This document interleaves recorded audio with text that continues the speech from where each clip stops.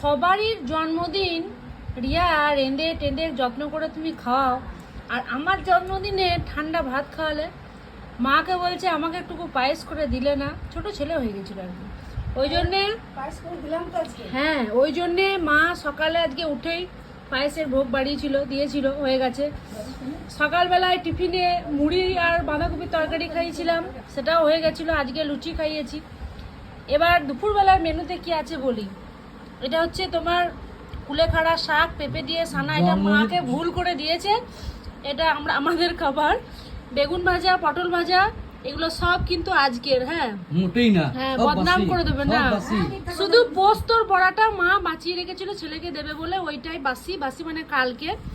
আচ্ছা এখানে পরশু, হ্যাঁ ওল মাখা, মাছের ডিমের বড়া, এটা বাসি না এই মা এগুলো সব টাটকা গো। এটা মাছ ভাজা, পটল আলুর তরকারি, এখানে হচ্ছে চিকেন কষা, আর আছে একটা মাছের কালিয়া। চিকেন কষাটা দিয়েছি বলে মাছের কালিয়াটা দিই নাই গো, তার থেকে বড় মাছের কালিয়াটা গা লাগা হয়ে গিয়েছে। আমি নিজে ভেজেছি পটল আলু। হ্যাঁ মা নিজে ভেজেছে পটল আলু, কিন্তু কিছুতেই বিশ্বাস করতে চাইছে না। কই গো, কিছুতেই বিশ্বাস করতে চাইছে না যে তোমার না না এগুলো সব বাসি, তোমরা মিথ্যা সব বলছো। বাসি। কি বলছো বাসি? কি করে হতে পারে তো? কি করে বাসি হয়?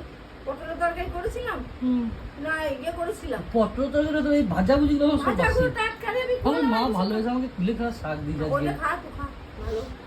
হ্যাঁ বাসি শুধু এই আলু ভাজাটা আর পোস্তর বড়াটা, বাকি সব টাটকা।